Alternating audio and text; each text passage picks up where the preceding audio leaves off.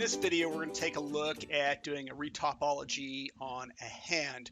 Now, here it is in Zbrush at this point in time, and this is an incredibly high-res model. I actually made this in Mudbox forever ago, and I'm just using it as a demo at this point. It's incomplete, but it'll be good enough to illustrate it.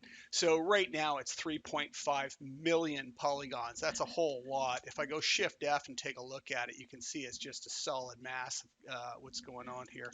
We really don't want to send this over to Max. You're just slowing things down. Everything's going to be slower. The export's going to be slower. The retopo process could end up slower. Everything can end up slower. So really, we want to reduce it. And I reduced it. If you take a look, I just have the undo set here.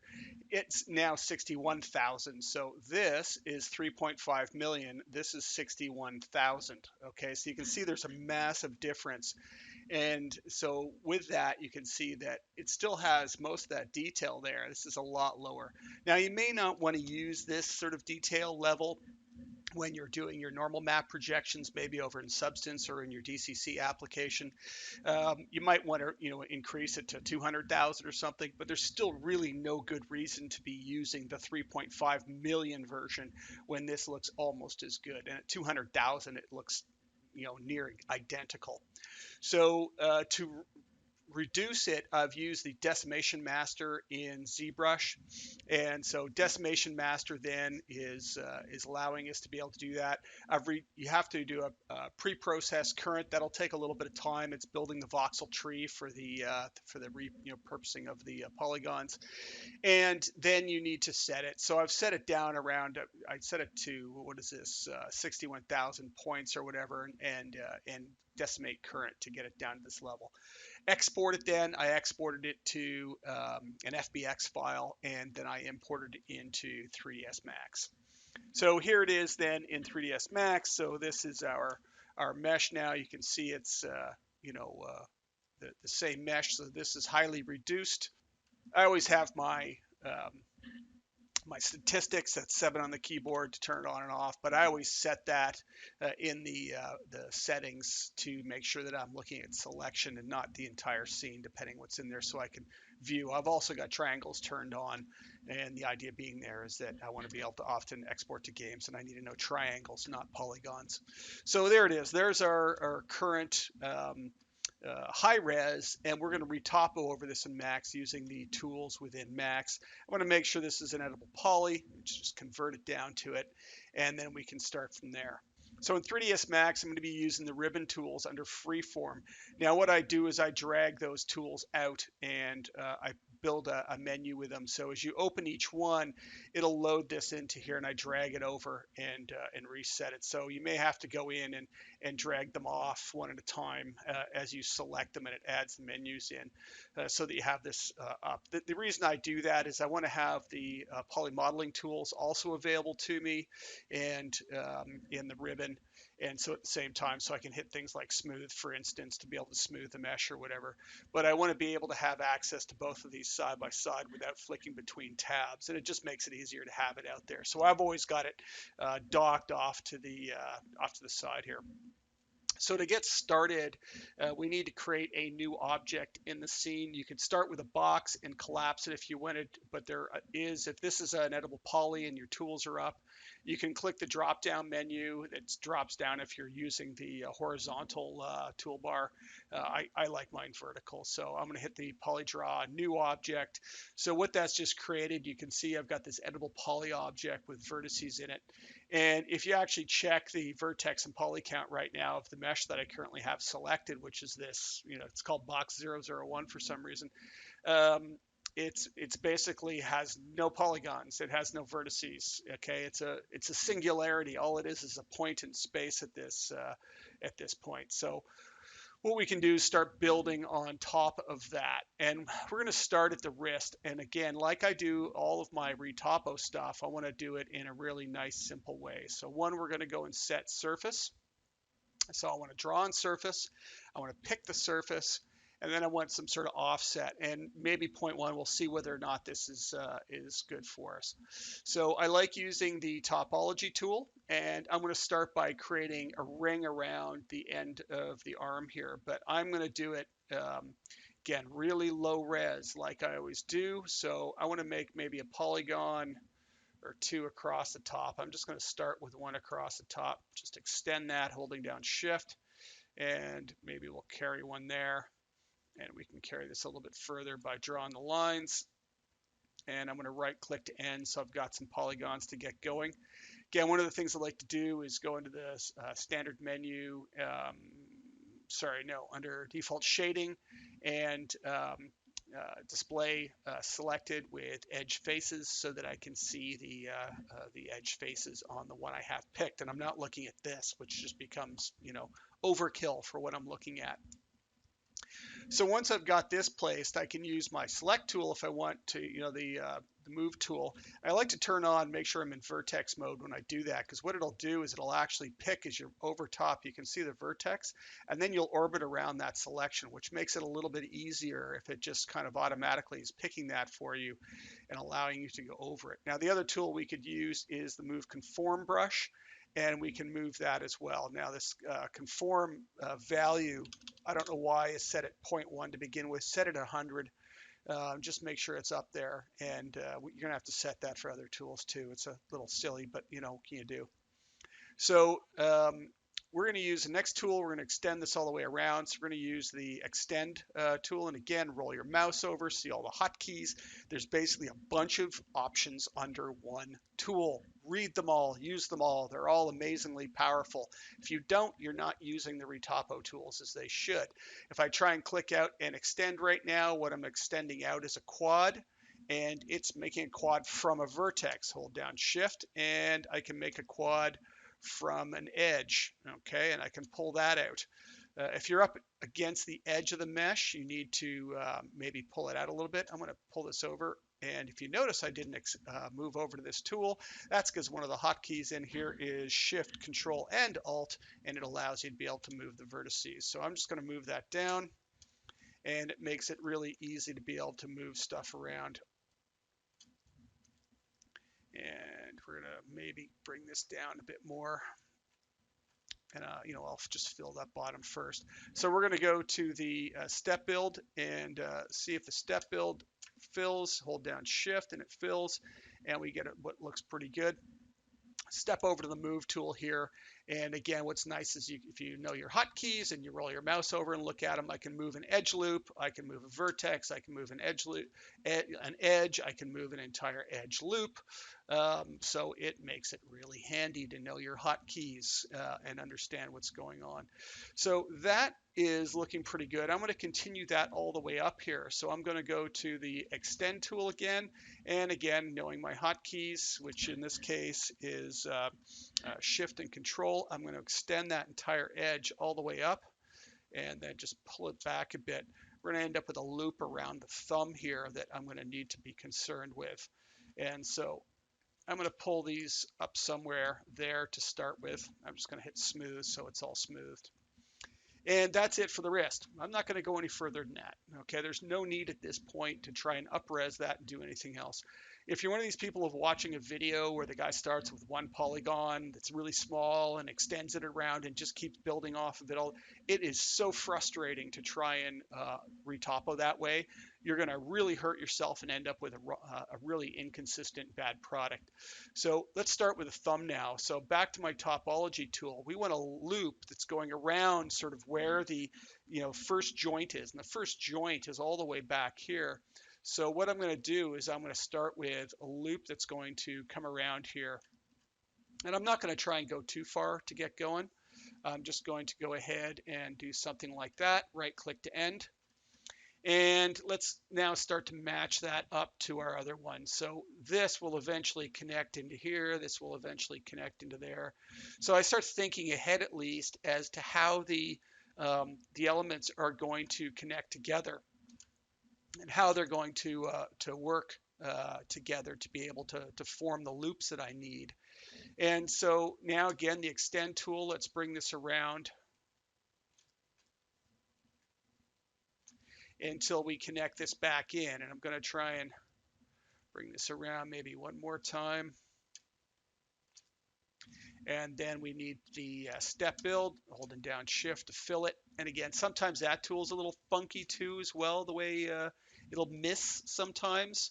And it needs to have some love in it in development, frankly, to make it really work well. But most of the time it works well. If it doesn't, just use the bridge tool in Max, right, which is Alt 2. You have to be in edge mode, but Alt 2 on the keyboard and you'll be into bridge. So we could bridge these together, for instance.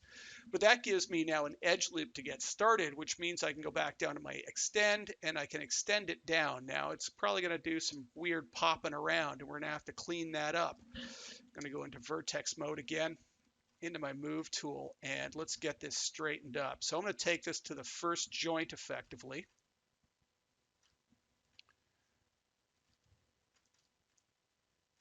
And I'm going to line it up into that first joint nicely. So it'll be the center of that first joint. So with that cleaned up, again, don't just keep extending stuff because you just make a massive mess and then you have to clean up a lot of a mess. It's easier if you sort of do one step, clean it up a bit, then the next step isn't going to be nearly as messy because it's already partly cleaned up. And so again, I'm just going to put this to the next joint. And you can see it's, as I dragged it out, of course, it gets a little confused because the thumb is tapering down. But once that's pulled down here and it looks like it's going where I want it to go, the next extrude out is going to go exactly where I want it to go. So we'll just make that a little cleaner maybe. Something like that. And then again, I can go down to the next extrude and pull it down to the very end. So you might be asking yourself, well, there's not enough polygons. You're right, it's not enough polygons. I'm concerned with getting the edge loops correct and the flow of topology correct at this point only. Adding edge loops is easy. It's fast at this point. It's really quick and easy to be able to continue, adding edge loops in and sticking it to the surface. But if you get ahead of yourself and try and do that as you go, you're going to miss the point of having good topology and you're going to end up with a complete mess on your hands. So what I can do now is just go to 3 on the keyboard, which is the border select. I'm going to just hit cap. You can do it in here too, cap polygon, and that's cap that polygon off. Now I don't have quads here, but I'm going to go 4 on the keyboard, select that polygon. I'm going to do an inset. I'm going to inset that in, and just so you can kind of see it, I'll move it out. Okay, so there it is there, okay, being placed in the right place. Well, we can easily drop that on the end now just with our conform brush. And same thing, you want to make sure your conform value is set to 1 and make sure that's set correctly. Go see-through on it, you can see that now I can get that to conform on the end. And we can then concern ourselves with making it into quads. Say with a cut tool, I can go ahead and cut across. Looks like I put one too many extra, quite have a quad there. I'll work that out later and resolve that down to all quads. But that's essentially a thumb completed, okay? Alt-X to get out of your X-ray mode. And so now you've got the thumb laid in. We don't want to go any further on this. We want to consider how we're going to then go and do the fingers. So same thing, we're going to go do a setup where we're going to create a 6-sided finger at this point. And again, I like to start with the Topology Tool. And I'm just going to go ahead and lay that in. And we could do just a quad if you wanted.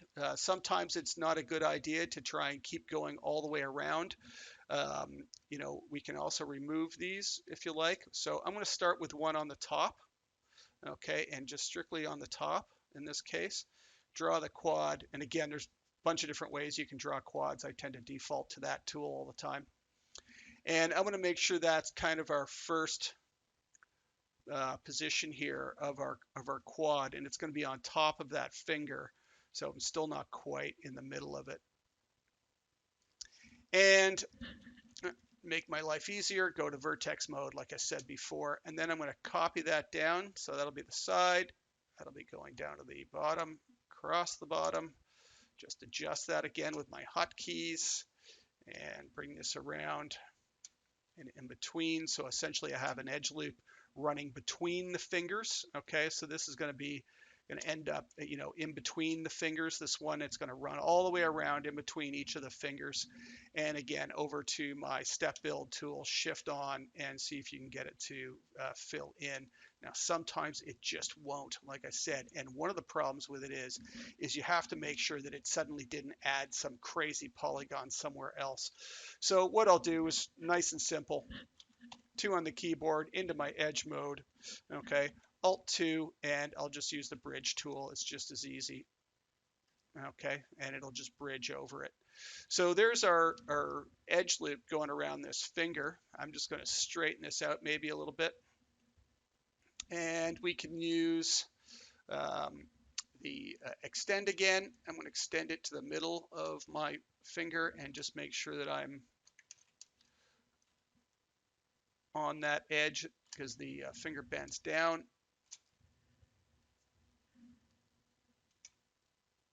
Sort of following that natural crease. And then I'm just going to take it all the way down to the next crease at this point. And make sure I'm in that crease. And then same thing, we could go ahead and finish off the end of the finger and do exactly the same idea. I'll carry these down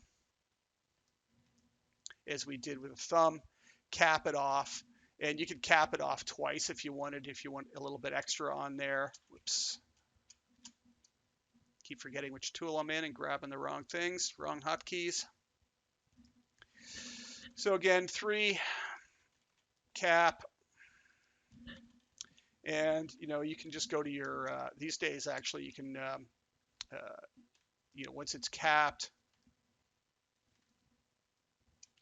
you can just scale it or inset it. And so I'm going to go ahead and just pick it, and you can scale it in holding down shift, and it is like doing an inset now in Max 2021. Okay, so same thing, drop it on the surface, and we're off to a good start. So I'm not going to bother going further than that. That's a finger pretty much done at this point. Now, one of the things you could do to make your life easier is if I hit 5 on the keyboard and go to my element mode, I'm also going to work in screen. By the way, you can get there holding down Alt, or of course you could go up here and wait for this menu to open it. So I just like hitting Alt. So one of the things you can do is just copy over that. Now in Max 2021, if you hold down Shift to copy polygons, it doesn't work anymore because it's trying to extrude the polygons. So what you do is you hold down Control and Shift, and it copies now. Okay, we're going to clone to an element. And then I'm also going to work in screen for the rotation. And I'm going to try and rotate this into place. And kind of make sure it's back on top again. And also scale, and I'll work in screen as well.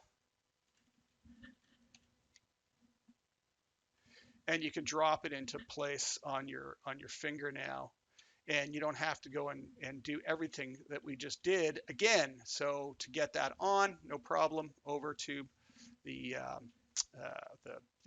Conform brush and conform it onto the surface. And then we'll have to do a little bit of tweaking just to get it in the right spots so we have it where we want it to be. So again, we might want to go, and I'm just going to get rid of the selection there. We want these to be in the creases and everything. So I'm going to make sure these are in the creases. We probably didn't even need this extra edge loop here, but I added it, so it's there. We're going to need it eventually. Vertex mode, so it orbits correctly and doesn't take off on us. So I'll end up with one either side of the joint anyways, at least. We can call this game res, and game res is one step away often from doing film res. Only real difference is we can really get away with adding a lot of triangles with game res because everything's triangles anyways, and it doesn't matter. We're not doing any sort of subdivision surface on it when we're going to the game game output. So keeping it all quads will get you both options in a sense.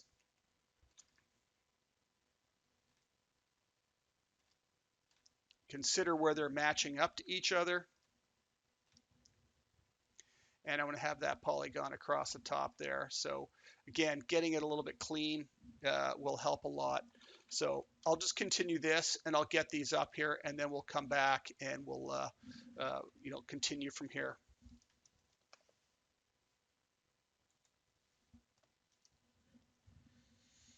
Okay, so I dropped in the other fingers because we're already at 20 minutes here, and I don't want to take forever. Now we got to figure out a few more edge loops. So make note, we've got very few in the wrist. We could up-res this double with the loops going along the wrist if we wanted, and we still probably haven't matched up what we're matching with the fingers here. So I don't try and blend that in quite yet because I can do all sorts of things with the wrist to make it, conform better. I could add all kinds of different amounts, and I really don't know because the fingers are going to help determine that a lot. Also, we need to reduce this. We don't just want to try and carry these all the way down the wrist. It's going to be way too many. And there's very little deformation happening in the back of the hand. So we can get a little kind of funky with some of the things we're going to do here. So one of the things I'm going to do is actually bring the index finger out in a loop all the way back into the baby finger, and then the middle finger out in a loop all the way back to the ring finger, and we'll be able to fill in between those. So we can do that a couple of ways. One is with the Topology Tool again, and if we just go and do this loop that's kind of like that for now, and we got to be careful we don't get too close to the thumb or else it'll want to weld into it.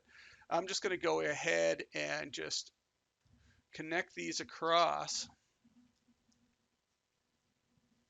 Not too large again, just enough.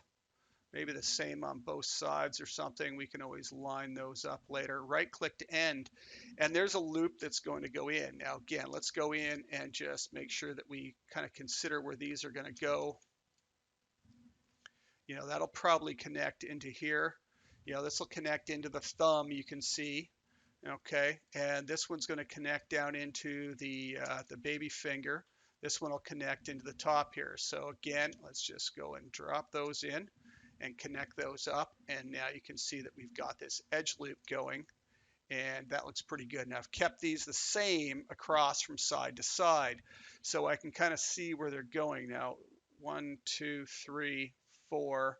And it looks like I'm missing one there. I'm going to have to figure out, I might want to just get rid of this one here. So I'm going to go over to my edge and go control backspace to get rid of that. And then just move this one back into place a bit more. I actually don't like the color. I've got it set to be all gray all the time with scripts in the background. I think that's probably more what I want. There we go. Think something like that, because this will go to this one. Yeah, that should be pretty good. So you kind of have to count them and make sure they're right. And then the same thing here. And again, you could also do this with the extend.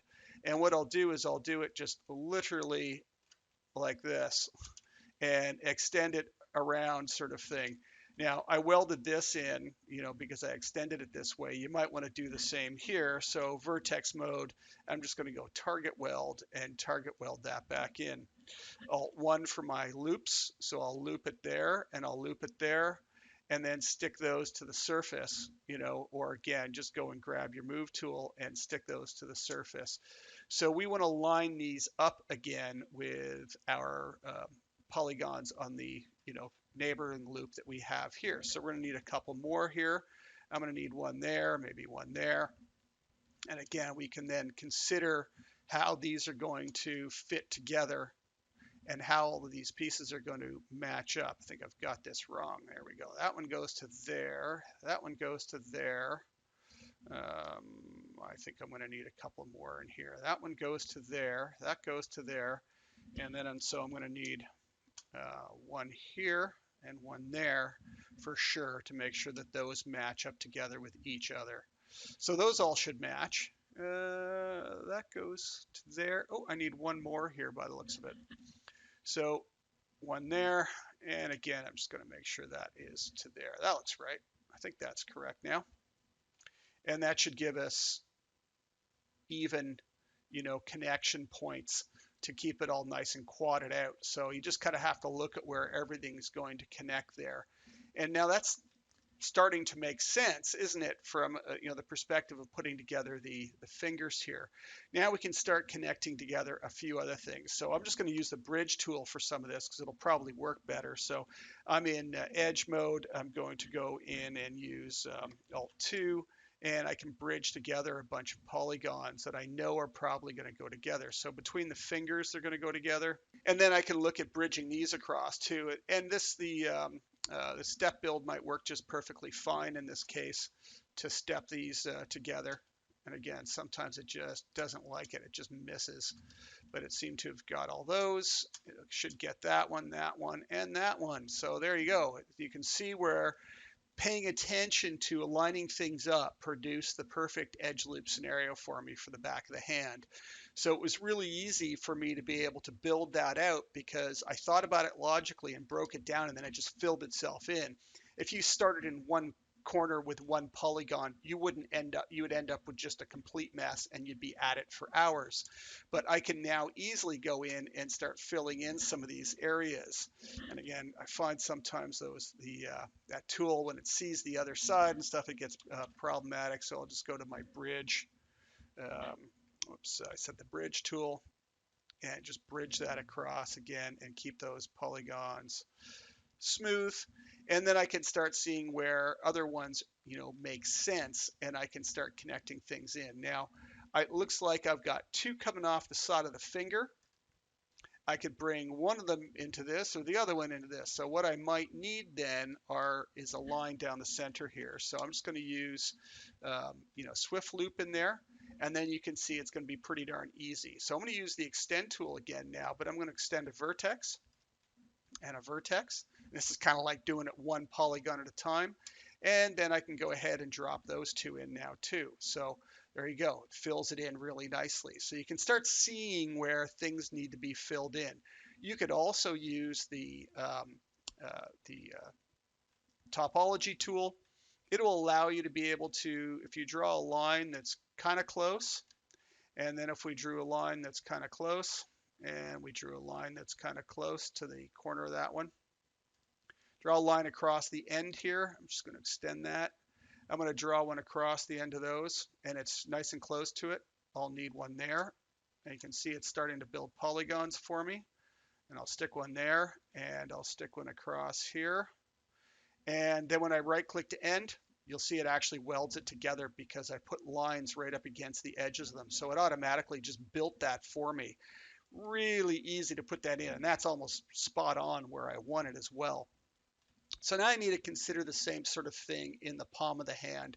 How can I loop around all this to fill it all in so that I can then weld it into the thumb? So I'm going to do the same sort of idea. I'm going to bring the index finger probably down and across in a loop, these two in a loop, and then fill it in the same way. So I'll do that and then show you the result of it. So I just made these loops, one looped around, and I can see that I probably should just weld it in here. That leaves a quad here, it leaves a quad there. Don't know what's happening over here yet. I looped around these ones, matched them up to the edge loops, quad, quad, quad, quad, quad. So these should all fill in nicely. And again, this is one of those cases where it doesn't seem to be wanting to pick them up. I wish they'd look at that tool. So I'm just going to go ahead and go to edge mode and Alt 2 and just bridge these in and fill all these in. But you can see where everything's just staying nice and clean. It is making complete sense. So I can easily go in and start filling in some of these gaps, and it's already being quadrified. I'm not going to worry about cleaning this up too much at this point. You're going to see how I'm going to do that as we go. So now I'm going to go in and fill some of this in. So we can see that we probably don't have enough vertices over here somewhere, but let's fill that in. So I'm just using the extend tool to bring this out. And then I might need to consider something else going around the thumb, or we need to consider a triangle in here, or we need to consider maybe even these two just being welded together right here. That's going to reduce some more poly count for us in spots. So let's see if we can work that out bit by bit and figure out where some of this is going to go in and attach to, and where things are going to fit. And these two may as well just get welded together at this point. So I'm going to go ahead and vertex mode and just weld that into there. I'm going to weld that into there. And then here, I think we're going to end up with a quad again of some kind.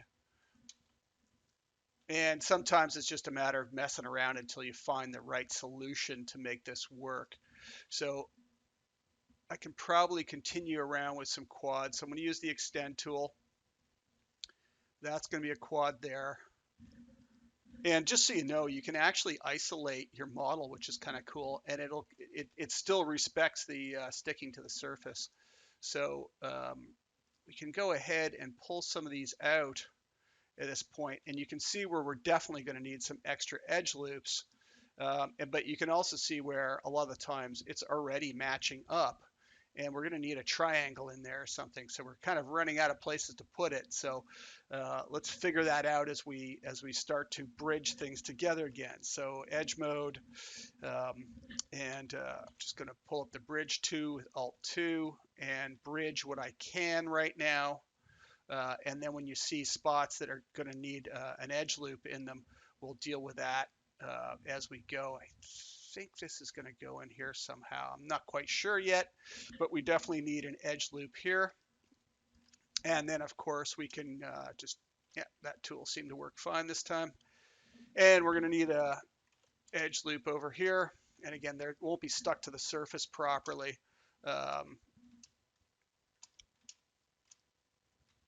But we'll be able to stick it to the surface.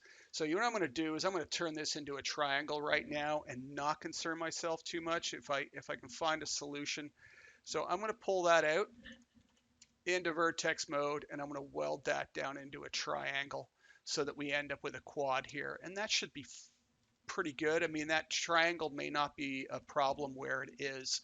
We'll have to sort of see as we go. So I'll smooth that. So you can see now that we're starting to get, pretty reasonable idea of where all the edge loops go. Now we've got these three crammed together, big gap. We've got these three crammed together, big gap.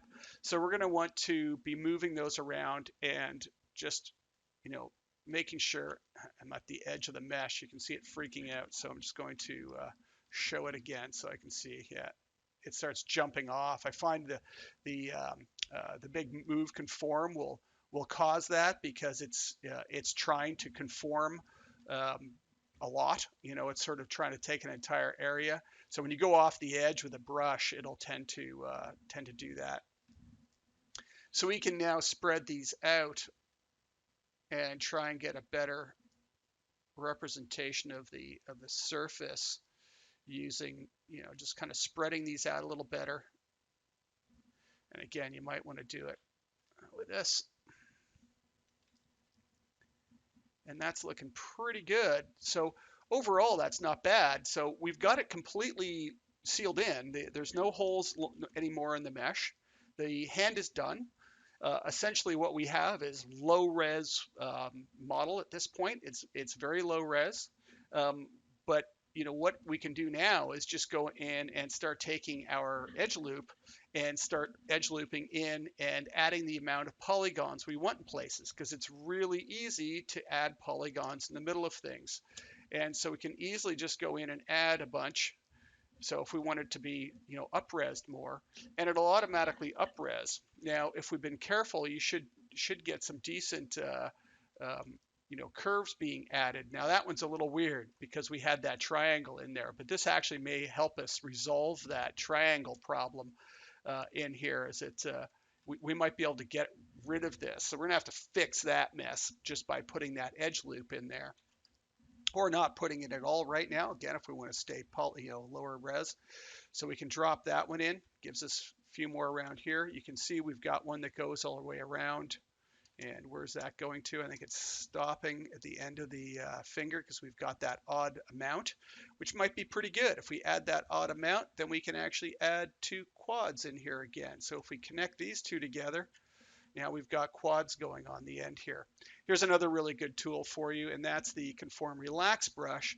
So Conform Relax is cool because it's literally the relax brush, but it conforms at the same time. So you can easily sort of spread things out. Now what I'll do is I'll usually take the strength down so it goes a little bit by bit, but make sure your conform amount is up to 100 or else it'll push it down and into the surface. So we can check that, and you can see now it's not, but if so, you can see it just relaxing it onto the surface nicely and spreading out the edge loops for us. So that's really handy brush to use if you're just trying to, sort of organize stuff in between each other. It'll automatically try and find the relaxed position in between the other polygons. That can be really, really handy, and again, time saver when you're just relaxing bits together and evening out your mesh.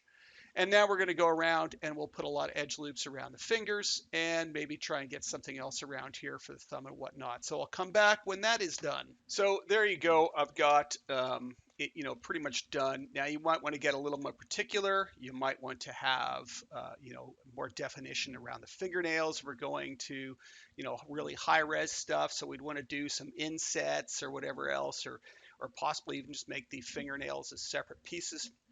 I'd probably just do some insets and sort of working around those pieces. I'm going around and trying to make sure that I've got things kind of, uh, spread out nicely so that deform nicely. But then we need to concern ourselves with things like finger areas at the joints. These will start to collapse because of linear skin weights. And so one of the things you can do to start helping that is make sure that you've got sort of joints that come together and aren't going to collapse as much. So you can kind of pull these down together. Now in game environment, you can even weld these down into a triangle, and that can help a fair bit as well, as long as you have a middle one, and you'll get interesting, sort of resolution to the problem of joints collapsing. And if you've never done any skinning, it's almost impossible to describe the problem to you because it's something you just have to see and have worked with to understand what that problem really is, to know what's going on. So you'll see it happen, and you can't really stop it in games because games you want to have as fast as skinning solutions as possible. Um, you can stop it. You can stop that collapsing in Max or Maya or your other DCC applications because you can use other tools on top of your skin to resolve it. But in a game environment, often you simply don't have that luxury for pure speed reasons. Whereas, in your DCC, you're doing offline renders, and so what if it slows the rig down at render time? You turn it off for the animators, so it isn't getting slowed down. And the deformation doesn't look perfect. But when you hit render, it can be perfect because you can have all sorts of things turned on at that point to ensure that your deformations are clean and neat. Now, again, if this was a feature film character, I'd probably have more edge loops around the fingers. But again, it's going to be pretty easy to add them because you can see it loops around them really, really nicely. And it'd be easy to go in and start up-resing this. In fact, one of the easiest ways to up-res this entirely would just be to go in and add some sort of subdivision surface. I'll just turn off isoline here, and then we could collapse this down and stick this to the surface. And now you've got a much higher res model. So that's sort of a TV series game model you're looking at now. So collapse it down to an editable poly and then just stick it all back onto the surface again wherever it's missing on the surface. But you can see it's very clean except for that one triangle I have here, which probably would never be seen. We could probably try and find some way of getting rid of that, but I'm not sure that's necessary at this point in time. So there you go. There is hand retopoing from Zbrush through Max.